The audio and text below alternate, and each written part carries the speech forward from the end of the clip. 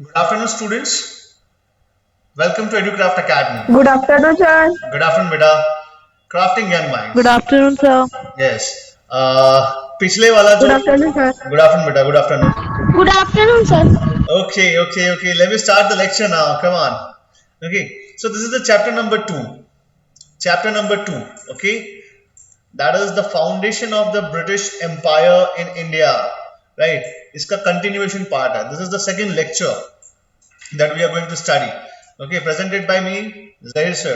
Right. अब देखिए यहाँ पर मैंने शॉर्ट में आपको समझाया था कि मतलब अभी समझाता हूँ सॉरी पिछले लेक्चर में मैंने आपको एकदम बढ़िया से इलैबोरेट करके समझाया कि किस तरह से यूरोपियन ट्रेडर्स यहाँ पर आते हैं, ठीक है, और अलग अलग फैक्ट्रीज सेटअप करते हैं, राइट, ठीक है, कोई साउथ इंडिया में करता है, कोई गोवा में करता है, कोई कहीं पर और करता है, ठीक है, राइट। तो ये चीजें बहुत ही इंपॉर्टेंट है। आई होप आप लोगों ने अपना टेक्स्ट बुक जो है अच्छे से रीड किया होगा, ठीक है, right. I would like to ask you some questions here, जैसे प्रेम भावसार, आप बता सकते हैं पोर्चुगीज सबसे पहले आए थे या डच पहले आए थे या इंग्लिश आए थे या फ्रेंच आए थे? Who came first?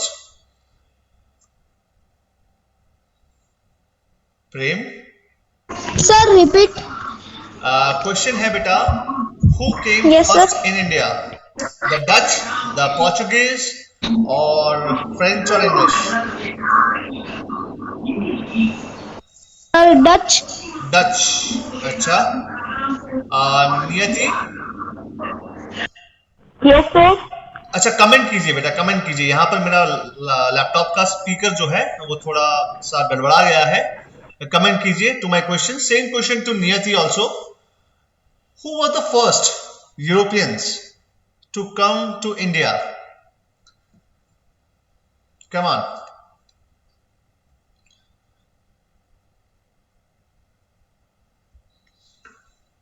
Who were the first Europeans to come to India? Portuguese. बहुत बढ़िया, पोर्चुगीज। ओके, प्रेम ध्यान दिया करो बेटा, Portuguese. Who was the second one? Harsh, Nisarg? Yes, sir. Yes. Dutch was the second one. Third one? Third? तीसरे number पे कौन थे? इंग्लिश। इंग्लिश। कमेंट कीजिए बेटा, कमेंट कीजिए। यहाँ पर क्या है, बहुत डिस्टर्बेंस होता है। I would request you to comment. Okay, yes Nancy, yes, English, बहुत बढ़िया। And the last one was the French. Okay, and okay, और एक चीज, वन मोर थिंग बेटा, यहां पर और एक क्वेश्चन है, who was the first sailor who discovered the sea route to India?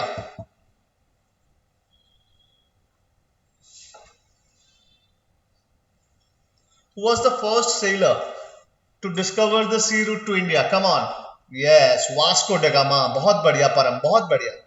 Yes, Nancy, yes, Harsh, okay, Vaidehi, same, okay, Vasco da Gama, yes, Portuguese sailor, yes, Krish, he was the first Portuguese sailor who discovered the sea route to India. Yes, sir. Yes, okay, one more thing,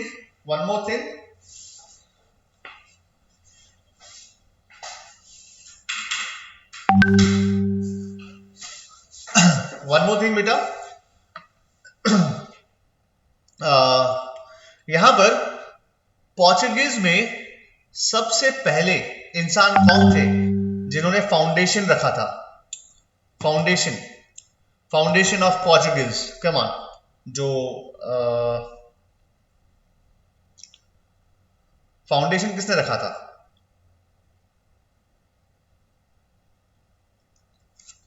come on, who founded the factory Portuguese में? Yes. अच्छा सुनो, one more thing बेटा, उनके बाद कौन आए थे? Alphonso day अल्बुक के बाद कौन आए थे? कम ऑन, उनके बाद और एक आया था, याद है?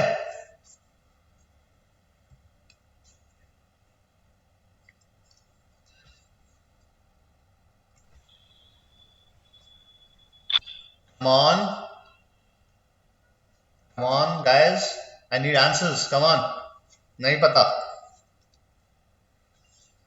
देखो, रियल फाउंडर कौन थे? अल्फांसो डे अल्बुकर्क, ठीक है, राइट। उसके बाद कोई आया था?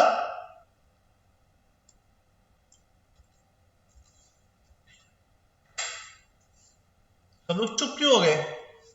गाइस, स्टूडेंट्स,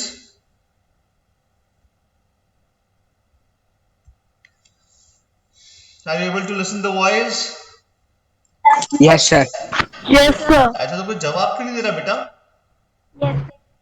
जवाब नहीं दे रहा कोई? भूल गए? भूल गए? कोई नहीं, कोई नहीं, चलो ठीक है।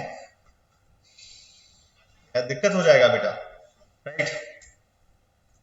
क्वेश्चन ही गलत था, कोई आया ही नहीं था। He was the real founder. Confuse हो जाएंगे, देखिए ऐसे करेंगे ना बेटा, कंफ्यूज हो जाएंगे। ओके, तो ये सब नहीं करना है। Shall I repeat? Shall I revise the lecture? Shall I revise? Give me a thumbs up, come on. Yes, sir. If you want a revision, give me a thumbs up. Okay, okay. देखिए, ये गलती कभी मत करना। जब कभी lecture हो, revise करना। मैंने कितनी बार कहा है कि after the lecture you have to revise, okay? ठीक है, चलिए, कोई नहीं। देखिए, Sir, हाँ बोलिए। so this lecture is twice recorded in YouTube, so we can revise.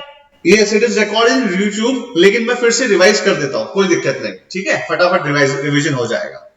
चलिए, अब देखिए, the European traders started coming on the Indian shores, shores मतलब कोस्ट, प्राइमरीली फॉर ट्रेडिंग। किसके पर्पस के लिए आए थे? फॉर द ट्रेडिंग पर्पस, ठीक है। और किस में? तो कहेंगे हमारे भारतीय मसालों में, इंडियन स्पाइसेस, राइट, ठीक है। तो भारतीय मसालों में उनकी दिलचस्पी थी। काली मिरी है ना, काली मिरी को क्या कहते हैं? Black pepper. फिर क्या था? और वो लौंग, दैट इज कार्डमम, ठीक है। इलायची, इलायची इज कार्डमम, राइट, ठीक है। एंड बहुत सारी चीजें थी, तज पत्ता है, बे लीफ कहते हैं उसको, एंड बहुत सारी चीजें स्पाइसेस में। तो इनको अट्रैक्ट हुआ, they got attracted to the Indian spices, और ये ट्रेड में बहुत ही ज्यादा मुनाफा था। लेकिन ये ट्रेड पहले किसके हाथ में थी? ये पहले हाथ में थी किसके? अरब्स के, ठीक है।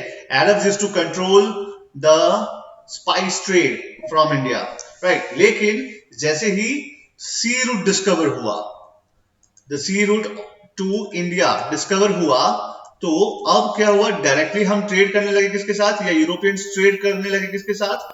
तो कहेंगे इंडिया के साथ, ओके, ठीक है। चलिए, अब आगे देखते हैं। उसके बाद फॉर अबाउट 200 years, ठीक है, दे कंपीटेड अमॉन्ग देमसेल्फ, ठीक है, for monopolising the trade. Monopolising means what? Monopolising मतलब एकाधिकार। एकाधिकार मतलब क्या होता है? मोनोपोलाइज का सिनोनिमस क्या होता है?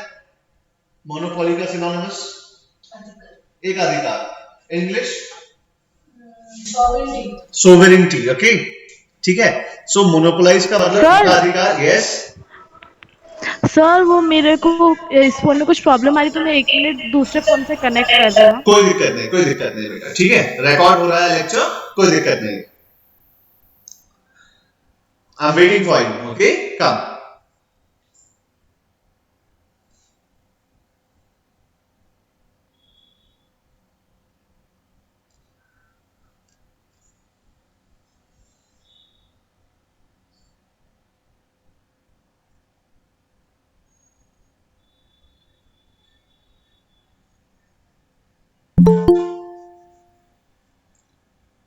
Okay, she is here. Nancy is here again.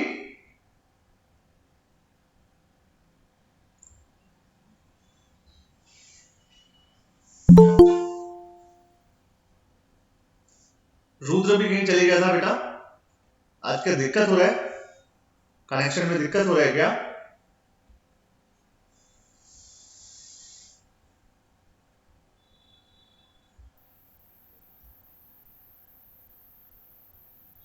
Okay चलिए, अब शुरू करूं मैं finally can I start? Yes sir. Okay okay, thank you. चलिए अब देखिए, मोनोपोलाइजिंग इसको कहते हैं एकाधिकार। एकाधिकार मतलब सिर्फ मैं ही यहां पर क्या करूंगा, ट्रेड करूंगा, ऐसा कंपटीशन होना शुरू हो गया। ठीक है, लेकिन उसके बाद 200 साल के बाद जब मुगल्स यहां पर कमजोर होते हैं और राइज ऑफ इंडिपेंडेंट किंगडम्स हम देखते हैं, तब इनकी मंशा, इनकी जो ग्रीड थी वो ज्यादा, इनके एम्स चेंज हो गए। सबसे पहले था एम ट्रेड करना, अब इनका एम हुआ कि यहाँ के पॉलिटिकल अफेयर्स को अब कंट्रोल करेंगे। ओके, क्या करेंगे? पॉलिटिकल अफेयर्स को कंट्रोल करेंगे। ठीक है, अब नेक्स्ट देखते हैं उसके बाद जो आते हैं, सबसे पहले जो आते हैं वो कौन है? पोर्चुगीज। कौन है बेटा? पोर्चुगीज। अब देखिए, India sea borne trade with European countries fell into the hands of the Arabs. मैंने कहा ना, सबसे पहले अरब्स के हाथ में कंट्रोल था सारा की सारा ट्रेड। ठीक है, in the 7th century AD this arrangement was disturbed in 1498। 1498 में ये डिस्टर्ब हो गया। कौन आया उसके बाद? वास्को डिगामा आया। कौन आया?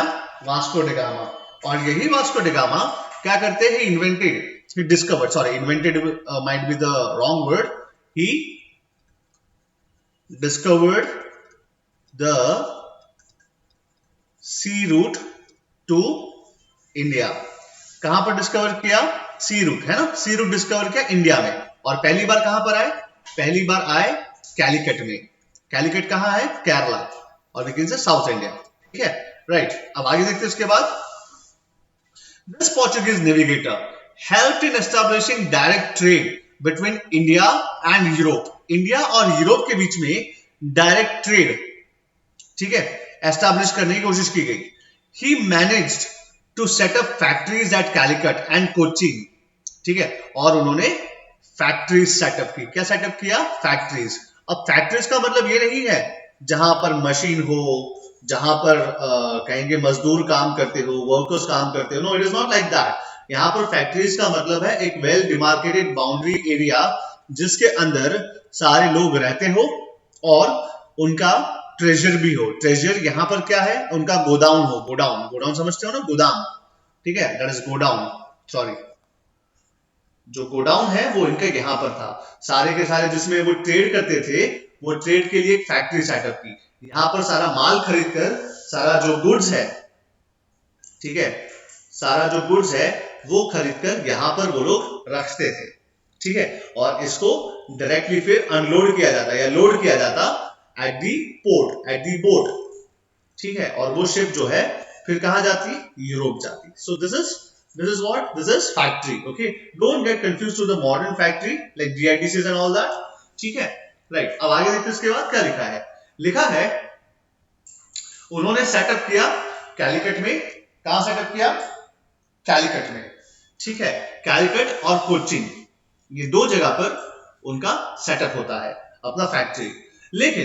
लेकिन उसके बाद कौन आते हैं? अल्फांसो आते हैं। Alfonso de Albuquerque. ठीक है, नाम थोड़ा पेचीदा है, I am not able to pronounce it clearly, लेकिन आप समझ लीजिएगा। ठीक है, राइट। केम टू कैलिकट, और फिर उनके पीछे कौन आया? 9 साल के बाद, 9 साल, अराउंड अबाउट 9 साल है ना, 11 इयर्स। 1498 में कहेंगे वास्को भाई साहब आए। ठीक है, उसके बाद 1509 में कौन आए? अल्फांसो भाई साहब आए। कौन आए? अल्फांसो। ठीक है, राइट। तो ये अराउंड अबाउट 11 इयर्स के गैप में आए। और यहां पर क्या कहा जाता है? कहा जाता है he is regarded as the real founder of the Portuguese empire in India. और उन्होंने क्या कैप्चर किया? उन्होंने कैप्चर किया गोवा। किससे? फ्रॉम द सुल्तान या सल्तन। ठीक है, sultan of Bijapur and Golconda, if I am not wrong. ठीक है, आगे यही लिखा है, सुल्तान ऑफ बीजापुर, ठीक है, he captured Goa from the Sultan of Bijapur and made it the headquarters of the Portuguese in India. तो जो गोवंस है, ठीक है, जो गोवा के लोग हैं, ठीक है, वो ज्यादातर पोर्चुगीज है। एंड उसके बाद उनके जो क्यूजीन है, वो क्यूजीन उनका जो खाना है ना, गोवन खाना जो है ना, उनके क्यूजीन में भी पोर्चुगीज इटालियन खाने का मिक्सचर, उनकी झलक दिखती है हमें, right? Because the people of Goa have adopted the culture of the Portuguese, okay, उस समय पे, समझ में आया? तो इसीलिए भारत जो है वो डाइवर्सिफाइड कंट्री है, right? It is a country with diversification या डाइवर्सिटी, ठीक है, क्यों? Because we have a long history back, right? ठीक है, आप जब कभी भी गोवा जाएंगे ना, आई होप आप लोग वेज खाते हैं, नॉन वेज खाते हैं, जो भी खाते हैं, लेकिन वहां पर इटालियन, पोर्चुगीज, ये खाने के अंदर आपको झलक दिखेगा, ओके? ठीक है, अभी तो लॉकडाउन है, कोरोना वायरस है, तो शायद हम नहीं जा पाएंगे आने वाले 2-3 सालों तक, ठीक है, लेकिन कभी आप बड़े होकर जाएंगे ना, तो please have this cuisine, Goan cuisine, okay? ठीक है, चलिए अब आगे देखते हैं। उसके बाद ही consolidated का मतलब है इकट्ठा करना, यूनाइटेड मतलब strengthen, right? He consolidated the Portuguese sea power by setting up naval bases. Navy क्या होता है? नेवी मतलब समझते हो ना, ठीक है, नेवी मतलब हमारा एक डिफेंस फोर्स है। तो यहां पर भी क्या किया इन्होंने वहां पर नेवी सेटअप की, और उनके सक्सेसर्स के अंडर हिज सक्सेसर्स, अल्फांसो के सक्सेसर्स जो आए, उन्होंने क्या कैप्चर किया? उन्होंने कैप्चर किया दीव, दमन, साल्सेट, बसेन एंड बॉम्बे। और आपको पता है ब्रिटिशर्स को बॉम्बे दहेज में दिया गया था, ठीक है? बॉम्बे एक पूरा प्रेसिडेंसी है ना, वो दहेज में दिया गया था। जब पोर्चुगीज हार जाते हैं वहां पर यूरोप में, सॉरी हारते नहीं है, शादी होती है शायद, वहां पर उनके मैरिटल रिलेशंस बनते हैं, ठीक है, तो दहेज में ब्रिटिशर्स को बॉम्बे दिया गया था। सोचिए, ये हमारी हिस्ट्री है।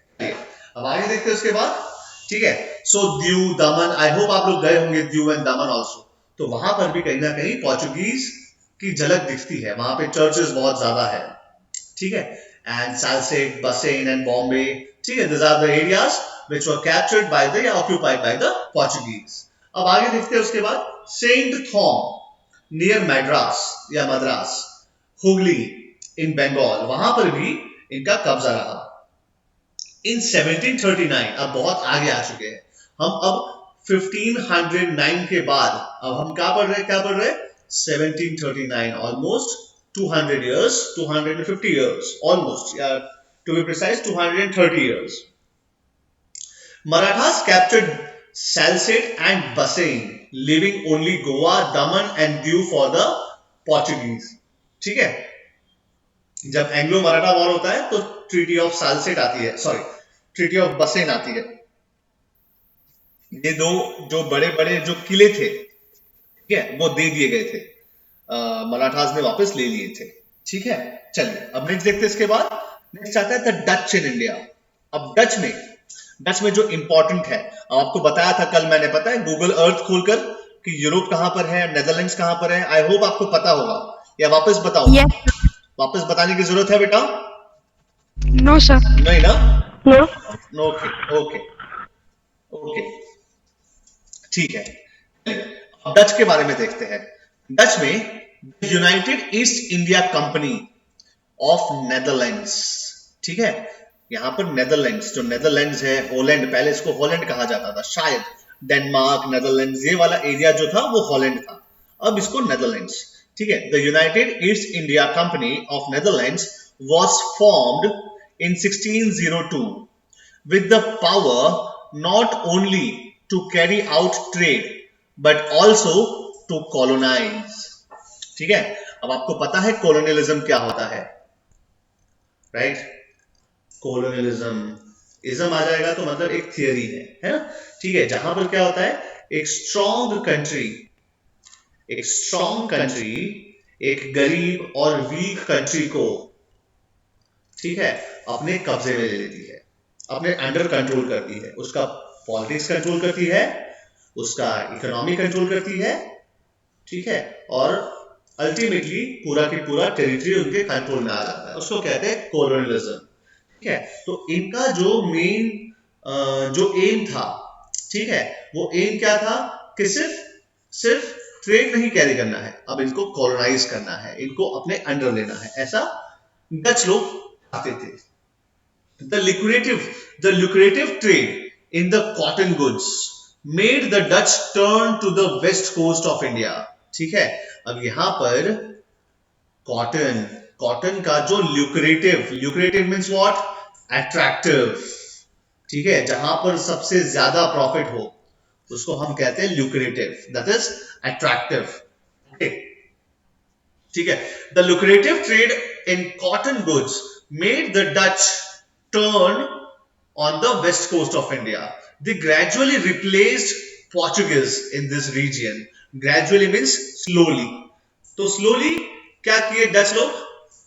This Dutch they what? They replaced the Portuguese. ठीक है, इनको रिप्लेस करना शुरू कर दिया। They established a factory at Surat. कहां पर? सूरत में फैक्ट्री सेटअप की। फिर Nagapattinam on the Coromandel coast was their headquarters. I hope आपको अभी कोरोमंडल कोस्ट पता होगा कहां पर है। This is the South India और this highlighted one is Coromandel coast, ठीक है, और इसका नाम आया है from the चोलास, इसको कहा जाता है चोल मंडलम, ठीक है, और यहीं से नाम निकलता है Coromandel. Coromandel coast was their headquarters. क्या था उसका हेडक्वार्टर्स? क्या था उसका? Coromandel coast, okay. In eastern India, the Dutch established factories at Chinsura, Kasim Bazar. See, यहां पर कभी कभी ये कासिम लिखते हैं, कभी पर ये कासिम लिखते हैं, दोनों एक ही है, स्पेलिंग एक ही है, मतलब स्पेलिंग अलग है लेकिन उनका जो मीनिंग है, उनका जो प्लेस है, that place is common, it is in Bengal, in the central Bangladesh, ठीक है। और इसी से कासिम बाजार से ही बहुत ही इंपॉर्टेंट चीज जुड़ी हुई है, वो हम थर्ड चैप्टर में सीखेंगे, ठीक है। And Baranagar in Bengal, Patna in Bihar and Balasore in Odisha, ठीक है। तो डच ने भी इतनी सारी फैक्ट्रीज सेटअप की, ठीक है, and they were dealing with the spices and cotton both, okay, ठीक है।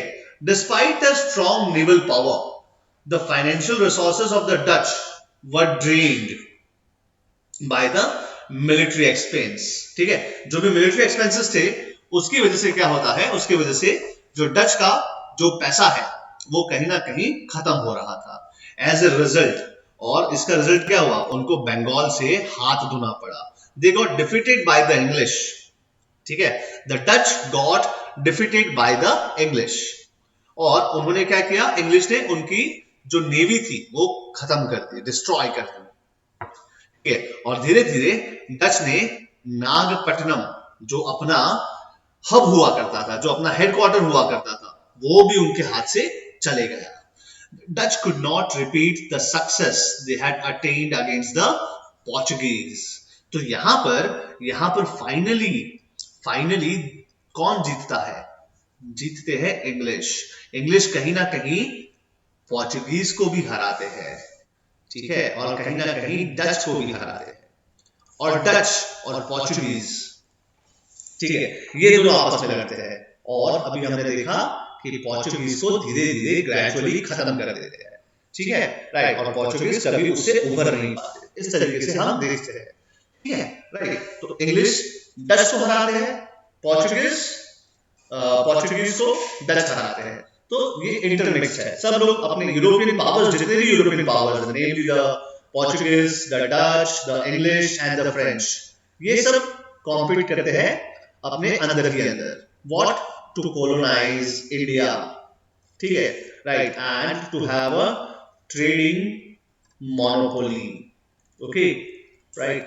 मोनोपोली मतलब ट्रेड करने का एकाधिकार, उसको कहते हैं मोनोपोली। अब नेक्स्ट, दो लोग दो मेन यूरोपियन पावर्स यहां पर भारत में रहते हैं, और कौन है इंग्लिश एंड सेकंड है फ्रेंच। अब ये दोनों के बीच में लड़ाई होगी, एंग्लो फ्रेंच वॉर्स। क्या होंगे, आइडिया क्या हम पढ़ेंगे, एंग्लो फ्रेंच वॉर्स। ओके, ठीक है।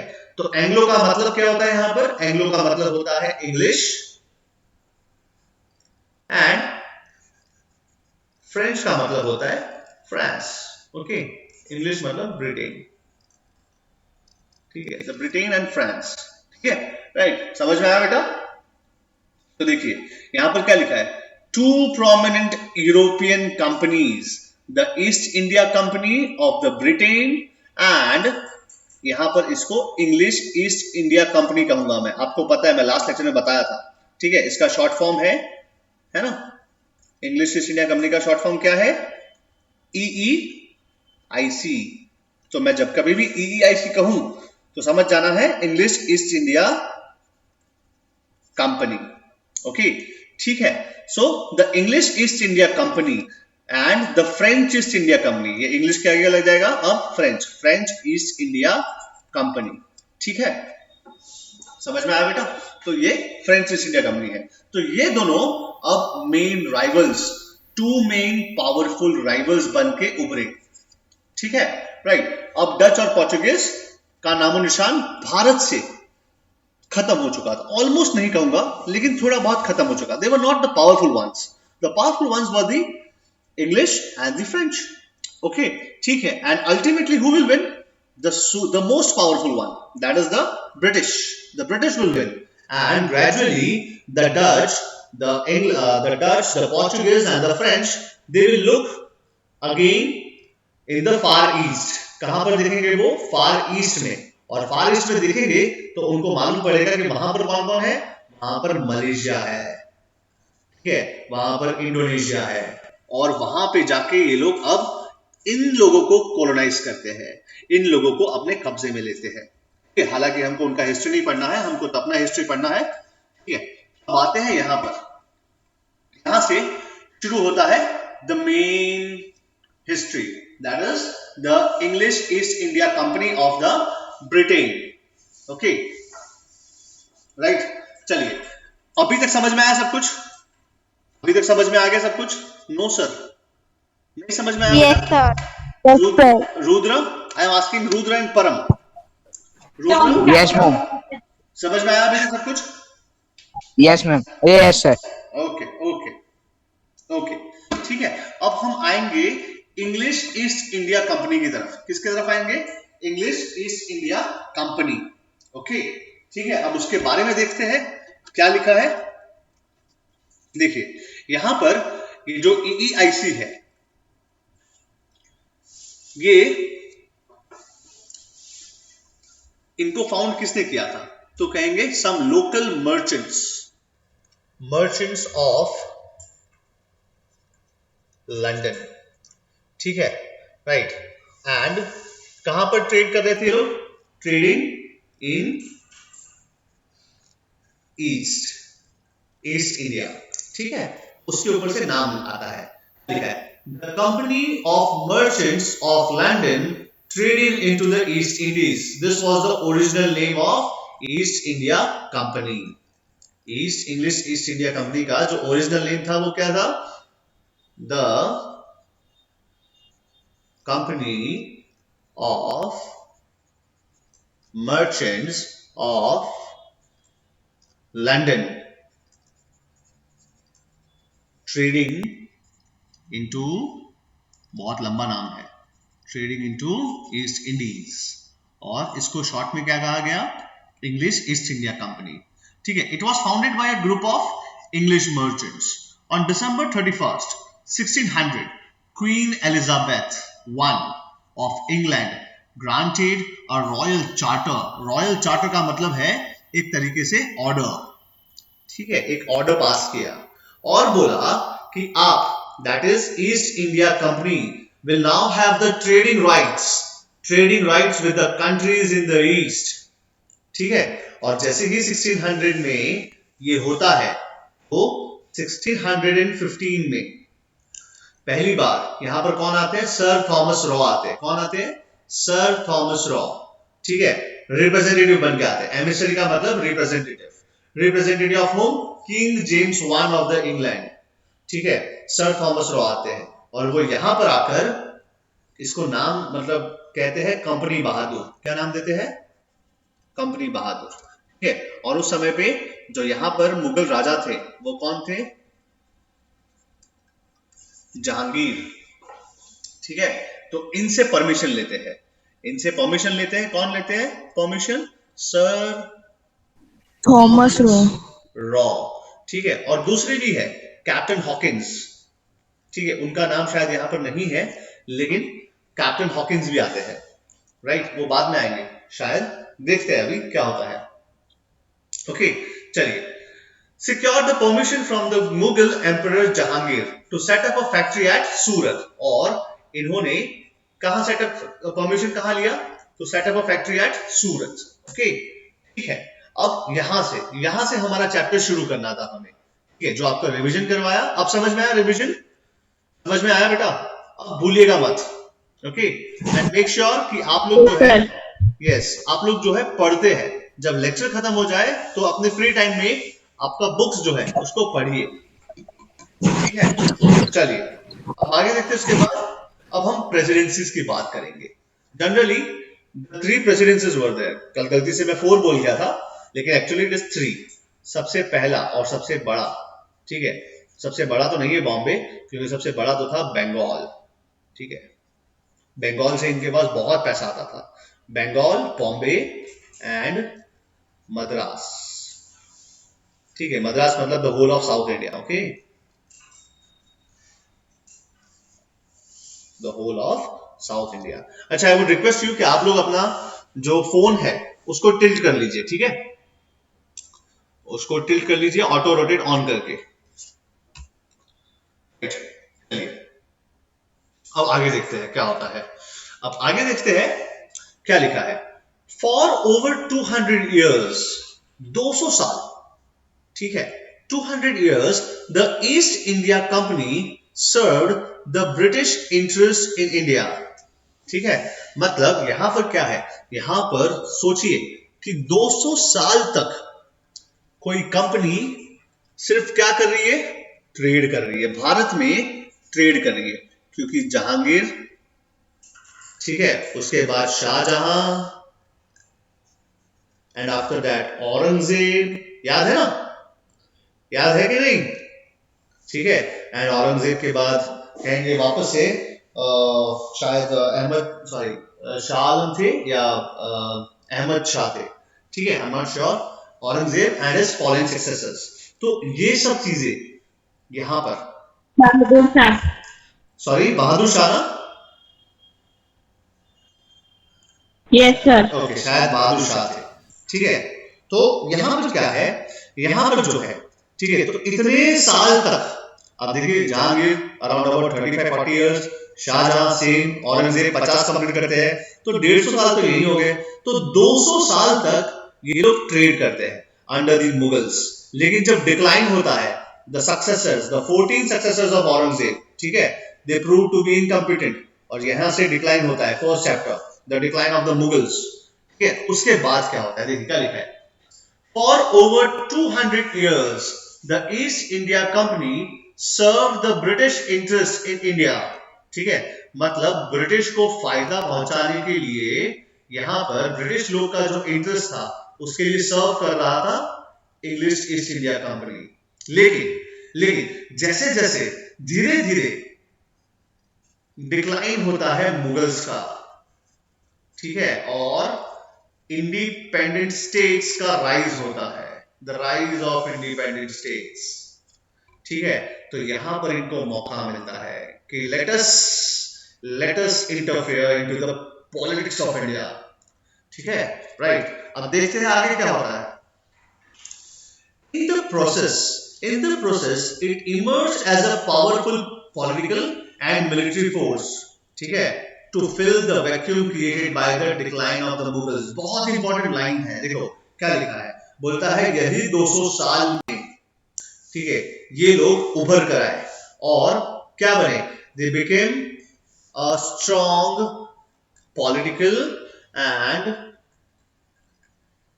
military power in India. ठीक है, बिकॉज ये जो फैक्ट्री सेटअप करते थे, अब धीरे धीरे यहाँ पर कौन यहाँ पर रहने लगे, इनके पर्सनल सोल्जर्स रहने लगे। ठीक है, राइट। चलिए अब आगे देखते हैं क्या लिखा है it's 3 main trading settlements at Bombay, Madras and Calcutta, that is Bengal, developed into the presidencies और provinces of the British empire in India. जो छोटे छोटे एरिया थे, बॉम्बे, मद्रास, कलकत्ता, अब क्या बने, ये बने बड़े टेरिटरीज और बनी प्रेसिडेंसीज। कलकत्ता, ठीक है, याद रखना कलकत्ता मतलब यहां पर क्या होगा पता है, बंगाल, ये बंगाल प्रोविंस बनेगा आगे जाके। ठीक है, लेकिन कलकत्ता, ये बंगाल प्रोविंस बहुत ही ज्यादा प्रॉस्पेरस थी। ठीक है, यहाँ पर बहुत ही ज्यादा एग्रीकल्चरल डेवलपमेंट था, यहाँ पर पैसा बहुत था। ठीक है, यहाँ पर रिसोर्सेज बहुत थे। तो क्या लिखा है कि ब्रिटिश का जो कैपिटल हुआ करता था, जो हेडक्वार्टर हुआ करता था, ठीक है, वो था Calcutta. Right, Calcutta also served as the capital of the British empire from 1772 to 1912। सोचिए, मतलब यहाँ पर 1757, 1764 जो मेन बैटल्स हुए थे, उसके बाद 1772 से 1912 तक, टू बी प्रिसाइज 1911 तक।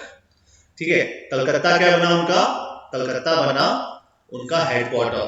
कलकत्ता क्या है आज के जमाने में, Kolkata.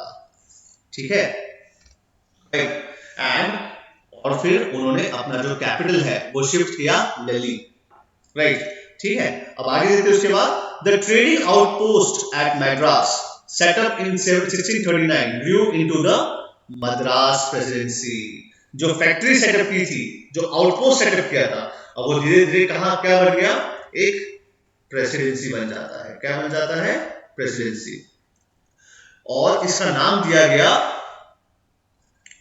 Fort of Saint George, ये नाम याद रखिएगा। ठीक है, मद्रास प्रेसिडेंसी को ये नाम दिया गया फोर्ट ऑफ सेंट जॉर्ज। ठीक है, याद रहेगा। हाँ, प्लीज ये नाम सारे याद रखना, हिस्ट्री में नाम याद रखना बहुत जरूरी है। अगर आप हिस्ट्री सीखते हैं तो आपको नई नींद आना चाहिए, कुछ भी हो जाए आपको नाम आना चाहिए बेटा।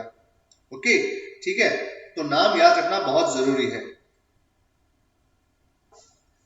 चलिए अब आगे देखते हैं। उसके बाद तो Madras presidency which was called as the presidency of Fort Saint George in 1668, King Charles II of England, ठीक है, उन्होंने क्या किया, भाड़े पे दिया, लीज्ड बॉम्बे।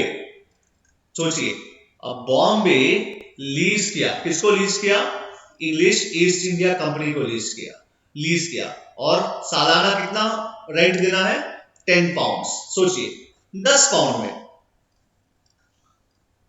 10 पाउंड में किंग जेम्स या चार्ल्स जो थे, उन्होंने क्या किया, उन्होंने बॉम्बे को रेंट पे दिया।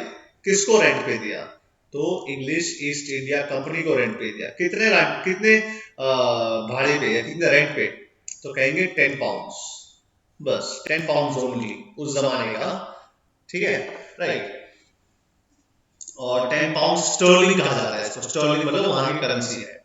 ठीक है, 10 pound sterling. In 1687 the company moved its headquarters from Surat to Bombay, called the Bombay Castle, which later on became the Bombay Presidency. ठीक है, समझ में आ गया यहाँ तक? ओके, अब देखिए आगे लिखा है job Charnock was an administrator of English East India Company, set up a trading settlement at Bengal at a place where he called Calcutta. The settlement developed into a Bengal presidency और presidency of fort William. याद रखिएगा ये चीज, ठीक है, right. तो मद्रास में था वो क्या था, सेंट जॉर्ज, और जो बंगाल में बना वो क्या बना बताइए, फोर्ट विलियम। ठीक है, मतलब ये सब क्या थे, ये सब कहीं ना कहीं बड़े बड़े किले थे। आज भी ये वहां पर प्रेजेंट है। आप जाएंगे ना बेटा, तो वहां पर आपको आज भी प्रेसिडेंसी ऑफ फोर्ट विलियम दिखेगा। ठीक है, राइट। देखिए मैं ट्राई करता हूं। ओके, आपको बताने के लिए।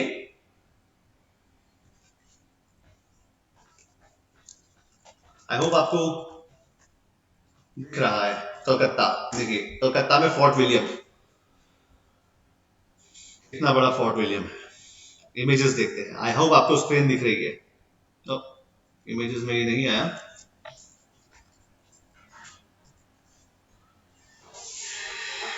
देखिए इतना बड़ा है ये फोर्ट विलियम, ओके, इन कलकत्ता। आप देख सकते हैं। I hope you can see this and you can Victoria memorial भी है, लेकिन डोंट गेट कंफ्यूज, ये फोर्ट विलियम है उस जमाने का। सोचिए इतना बड़ा ये लोग ने कब्जा कर लिया था, ठीक है, इस तरीके से वहां पर है, ओके। अब आगे देखते हैं उसके बाद सम इंपॉर्टेंट बैटल्स है, ठीक है। तो देखिए बैटल्स में, देखिए बैटल्स में सबसे पहला इन्होंने बॉम्बे प्रेसिडेंसी कब एस्टैब्लिश की? तो 1687 में। कब? After the Anglo Maratha wars, जब एंग्लो एबीसी कहेंगे हम लोग, Anglo Maratha war, okay, Anglo Maratha wars. उसके बाद 1639 में Carnatic wars, Carnatic and Anglo Mysore war, Anglo Mysore war with Tipu Sultan and Hyder Ali, ठीक है। तो उसके बाद मद्रास में सेटअप किया। फिर बंगाल कब किया? तो after battle of Plassey and battle of Buxar, और उसके बाद एंग्लो मराठा वॉर्स, उसके समय पर यहाँ पर 1690 में सेटअप किया, ठीक है, राइट। तो ये ध्यान रखना, राइट, मेजर एक्सपेंशन यहाँ पर हुए थे, ओके। एस्टैब्लिशमेंट ईयर याद रखने की जरूरत नहीं है, जस्ट फॉर योर नॉलेज यहाँ पर मैं इसको इंक्लूड किया हूँ, ओके, ठीक है। अब ये वाला टॉपिक जो फ्रेंच ईस्ट इंडिया कंपनी है वो हम नेक्स्ट क्लास में पढ़ेंगे, ठीक है। यहां से आपका टॉपिक बाकी रहेगा। I hope it is clear.